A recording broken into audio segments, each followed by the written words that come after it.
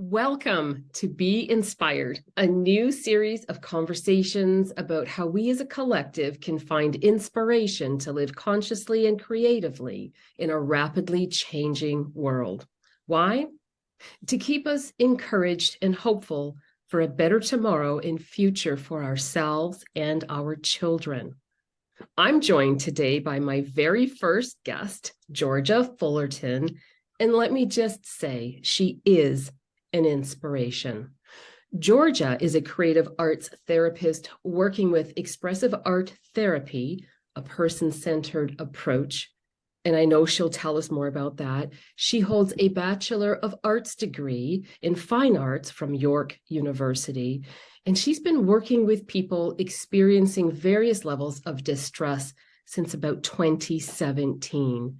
She's currently working out of the Insight Clinic in downtown Whitby, as well as managing various other projects that I know she'll tell us more about.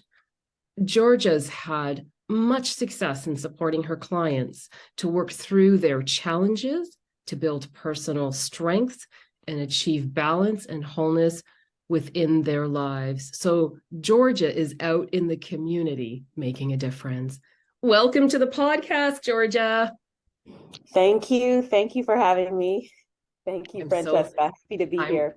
I'm so happy you're here as well. And it's been a while since we've spoken, and I know you've been super busy. So what I want you to do is tell us about your community engagement, because I know lots has been happening and you have collaborations coming up, you'll be speaking. So give us some highlights about what you're doing. Okay, thank you. Highlights about what I'm doing. Yes, so many things. I'll start with the most recent, or what I will be doing this week. This week is a pretty intense week, the whole month of March, actually. But I will be presenting sort of my concept around a public art commission that's coming up. And this is with the city of Pickering. So on Tuesday of this week, I'll be presenting my creative idea around a wagon wrap project that's in the works, and it's accompanying a log barn exhibition at the Pickering Museum Village. So I'm going to be presenting along with a public art coordinator on Tuesday this idea to the Cultural Advisory Council. And what else am I doing? As a quick highlight, I'm also wrapping up the first cycle of art as therapy with my local gallery, Station Gallery here in Whitby. And that is wrapping up. That has been a successful first cycle. That starts up again third week of April. Other things that are happening, just being in community. Yesterday I was at the city of Pickering. They were commemorating first responders, nurses, anyone who was impacted. Well, we were all impacted by COVID, but those who were on the front lines. And so I had a expressive arts therapy sort of stations set up along with other local artists and musicians and so on. So there's a lot going on, as you can see. There certainly is. And I know because I follow you on Facebook, so anybody listening in to definitely follow you on Facebook to get those highlights, because I've seen what you've been doing in the community, especially with the most recent project with the first responders. I thought that was so fantastic because you gave that story about somebody needing a hug. Oh my right? gosh. And that seems so like such an emotional moment. That you were able to really pick up on. And I thought that was beautiful. Thank you. It was, like so many things, they happen organically. And I believe in the energy that I bring to a space and that other people bring. And it was a really incredible moment. So thank you for mentioning that as well. Absolutely. You being in the right place at the right time, especially to support that individual. And again, with these other projects, the wagon wrap project sounds very, very interesting. So I'm looking forward to finding out what you'll I guess, share with us on Facebook in regards to that and everything that you're doing with the Station Gallery. We'll talk more about that, but wrapping up your first cycle already. I remember talking to you about it when it was still being put together. So Together, yeah. congratulations on moving forward with all of these endeavors. It's all coming together beautifully, isn't it? It's crystallizing, I think, and it really, again, I'm going to go back to energy and the seeds that you plant in the past that makes all the difference to what's happening in the present, I think. It sure does. And so tell us where your inspiration and motivation is coming from. This is all about being inspired. So what's inspiring you? Inspiration, I think that's a question we often get asked as creatives, you included. And inspiration for me, nothing is ever pointed. I mean, I find inspiration from the simplest things. And Okay. I think when you look at the two and the duality of the two, inspiration and motivation, they can come from two completely different places. For me, I think inspiration for me is just being able to see what's happening right in front of me and be very just consciously aware of that and how it makes me feel in the moment. So inspiration, I feel, has some kind of urgency to it, or some impulsivity to it. The idea of that. Motivation, the other side of it, that's a little bit tougher for me. But motivation really comes from connectivity. It really comes from connecting with other, not just artists, but people who find the arts curious enough to want to explore. I'm really motivated by how other people gather their own feedback around creating art and just making marks. Motivation also comes for me from a family that's supportive, and it Right. could be your extended family, it could be your immediate family, and it could just be one person from a large family that motivates you or has undying faith that you'll get through what you get through, Okay. yeah. Speaking of inspiration and motivation, then tell us whether it's a movement or styles that have influenced your work, some of your biggest artistic influences. Where does that come from? Wow. I mean, it Things could that, be a person, it could be something that maybe happened in your life that was, great, big, yeah, huge for you. yeah, it's again, it's a wonderful question because the person being asked the question can open that up as far and wide as they want to. And I have that tendency to, go down this hole and go take that pathway. But it's a great question to ask because of the fact that um, those styles and those experiences that have influenced me have been multiple and diverse. Okay. And so I think it's a wonderful question to ask. And I did not expect myself to be that artist that used my own intuition Mm-hmm. to create. And it's what has been driving me over the last, I would say, at least 10 years, 7 to 10 years. And that came, I'll say it was sparked initially by an artist. Uh, at that point, he was in Philadelphia, and you spoke about Facebook. I met him on Facebook, Al Johnson. He's an abstract expressionist artist. And I saw my future work in his work as I viewed it. And so I movements, love things it. that inspire me. Yeah, it's kind of wild. Things that inspire me now are very much intuitively approaching art making and Right. abstraction. Yeah. Right. Well, that actually just goes right back to what you were talking about in terms of what has inspired you and your motivation coming from what you see in front of you, which you would have been on Facebook at the time and came across Al Johnson, and then this connectivity that you spoke about. So it's a perfect answer to the question. And I'm going to turn it around and go back to inspiration. And thinking of you as that teacher and that therapist, if somebody says to you, Georgia, in a class, outside of the class, listen, I have no inspiration. I don't even know what you're talking about. I don't know where that comes from. How do you take that in, being an art therapist and a teacher? And there's so many things that come to my mind. Where do you go with this? Do you go with a cause for concern? Do you go with okay, let's give them some direction and a pathway? What do you do? Great question again. And the best way for me to answer this, and the right way for me to answer this based on my experiences, I help these people who come to me in this way. You have to approach people and help them bloom where they're planted, like meet them exactly where they're at.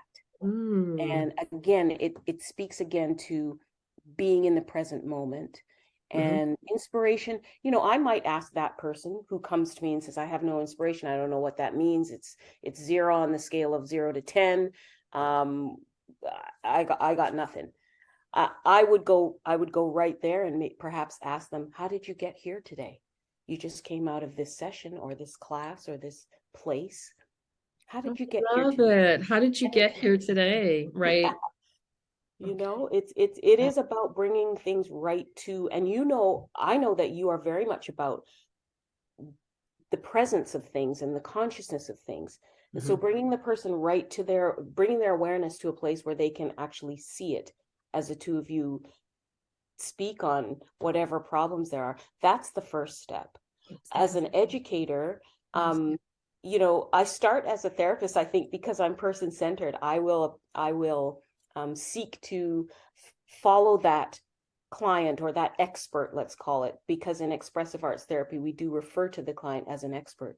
And I follow them and then guide to find that place where we can meet and actually sort of unearth in different ways, step by step. Let's retrack how you even got here to this place of no inspiration.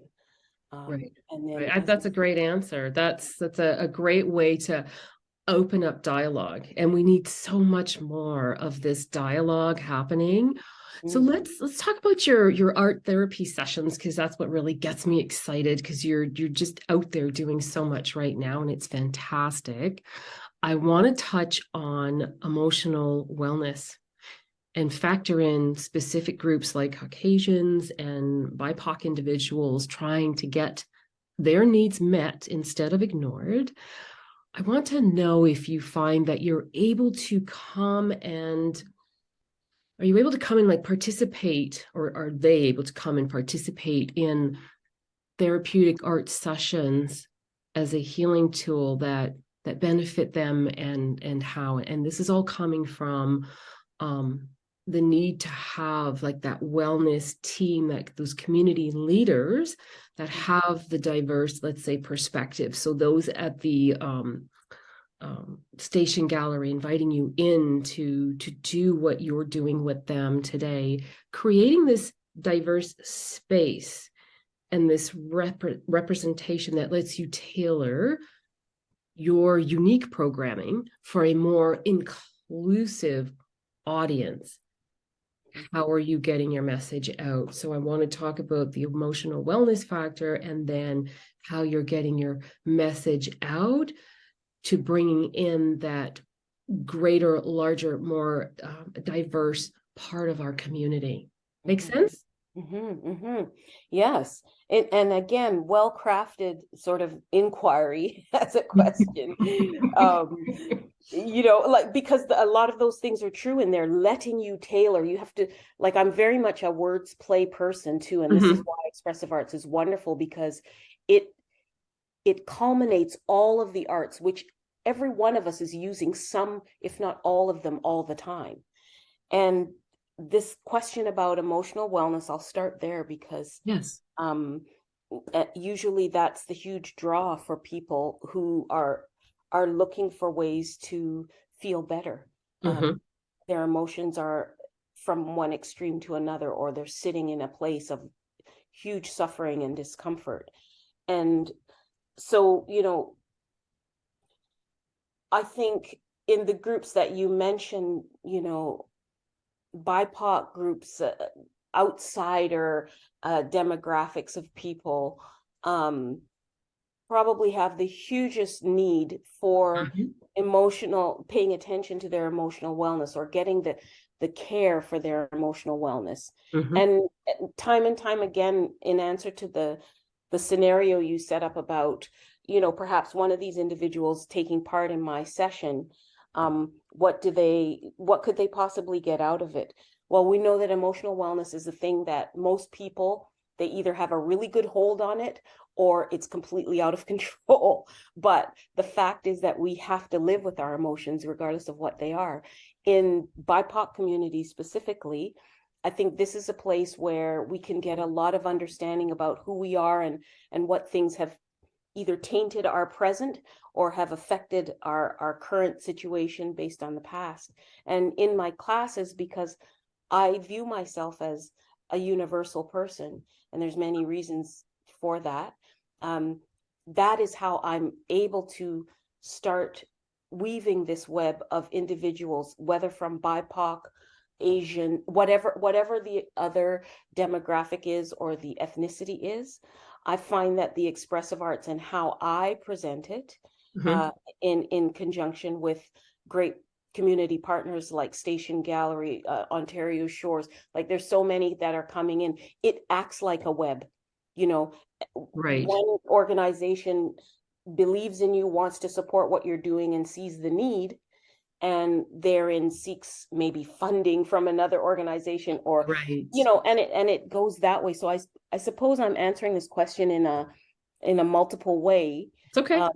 It's a great answer. I love where you're leading the conversation, and hey, it all ebbs and flows and connects and interconnects. So, I mean, it's all coming together beautifully in how you're sharing your story of what you're doing with the opportunities that are coming in from community, and that you're giving back out to the people that you're serving in the community. Yes.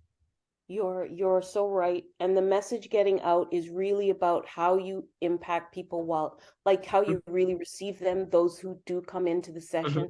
And many have come and said, oh, I'm coming next week. And I've started to create this closed group at Station Gallery right now. But yes, in asking if it's helpful, I just had a Black woman in one of the sessions, her first time coming. She had physical immobility issues, had to have a device to help walk, extremely enthusiastic. And that person was told about me through some of the work I do with the Robert McLaughlin Gallery, as you know.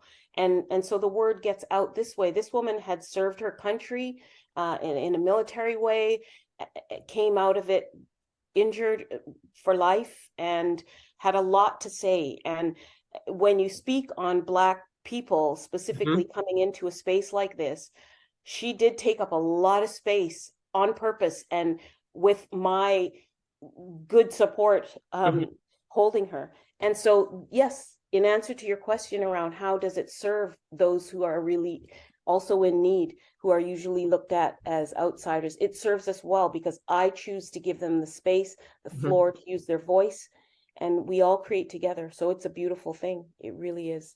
Thank you for sharing that story. What a wonderful story, especially for the individual that was able to be a part of what you're doing. Thank you so much for sharing that story. Georgia, how, or maybe I should say, where would you point somebody in the direction of finding inspiration, especially if they're struggling? I know you had mentioned, you know, just look at what's right in front of you. But when they come into a Create My Art story, for example, and they're struggling and they're just sitting there, how do you get them going? Again, that's another really good question, because I'll speak to my experience and to my training, because we do have a process that we refer to as expressive arts therapists, that is low skill, high sensitivity.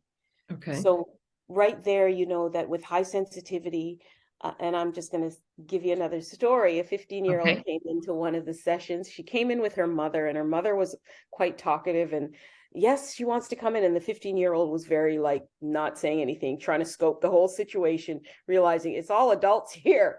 Mhm. But she came in and I felt her sensitivity immediately. And so I said, take a seat beside me. So she sat beside me. And by the end of the session, she was not sharing 100% like everyone else, but sharing nonetheless. It's a gradual holding that takes place. It is something where I'm aware that there are things going on internally with that person.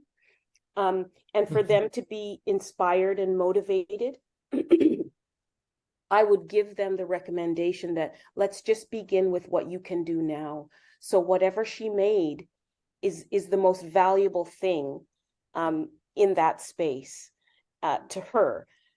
But I guess I'm talking around the whole situation. It's really giving people advice around finding inspiration. It Mhm. does have to come from their own internal resources. And that's what I try to do in Create My Art Story. Mhm. Everyone Mhm. has their own art story, whether they're aware of it or not.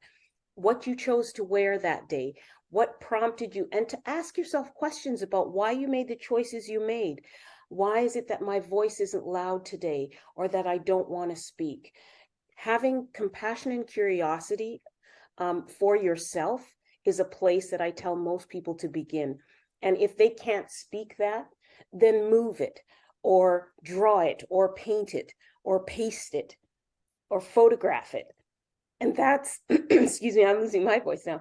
And that's how I try to bring forward what it means to create your art story. It is a process, right? Right, right. And you said it again, you said it beautifully. You're providing the detail and the information. You're providing exactly what I was hoping you would share with us. And I think it's so important because this is what people listening will be able to take in and know that, because it is intimidating when you're going into some sort of a workshop that's been created especially around art, Yes. but you're not so sure if it's for you.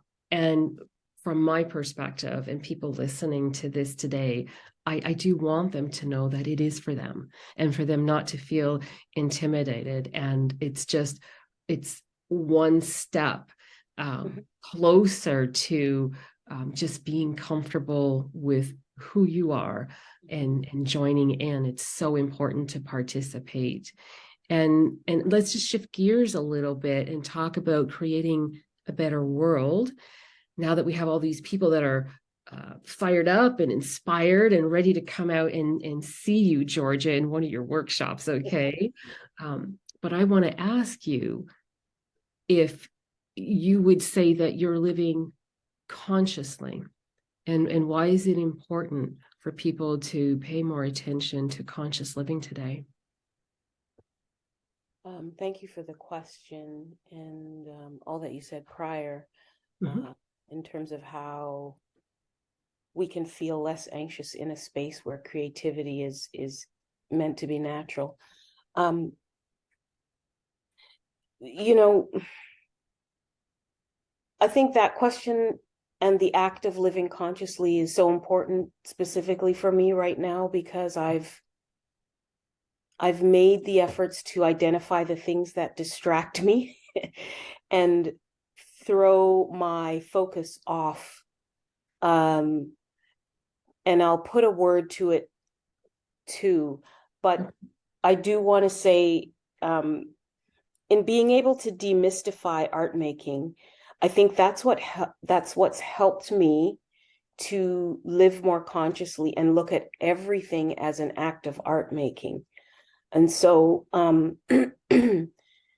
that's how I see that very phrase of living consciously. And why is it important Okay. in this time to bring it Mhm. right to the present? Well, what we've been through and still are going through Mhm. is an unearthing of probably everyone's biggest fear is to be in isolation indefinitely and not have any control over outcome, so to speak. Mhm. I'm talking about the pandemic. Of course. And I looked at that as a reset for people to start to understand what it means to hold compassion for yourself and others, to be very present and mindful of what you say, where you go, what you have, whether you need it, whether you don't. And so conscious living, I think, is crucial and integral to just survival, because no matter what, the human experience is about suffering. So if you can consciously be aware of what you need to stay away from, how you protect your energy, and how you give to others, I think that is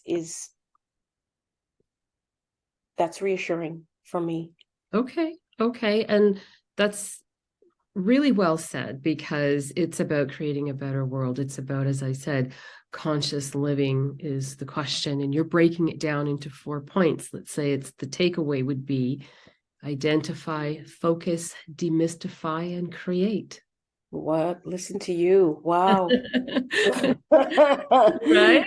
And listen, I mean, we could go on and on, but I think I want to wrap it up here. I do want to keep this sort of on point and within 30 minutes. Love to invite people to come back and listen to us again. So would you like to do this again? What do you think? You know the answer. Yes, I would. Thank you so much, Fred. Perfect. Listen, everybody, remember that hope is for the future. Finding inspiration, well, that possibility is in the now. Living consciously is what we want to start doing today. Thank you again, Georgia. You truly are an inspiration, and I look forward to doing this again really soon. Thank you for joining me today. Until next time, be inspired. Many thanks.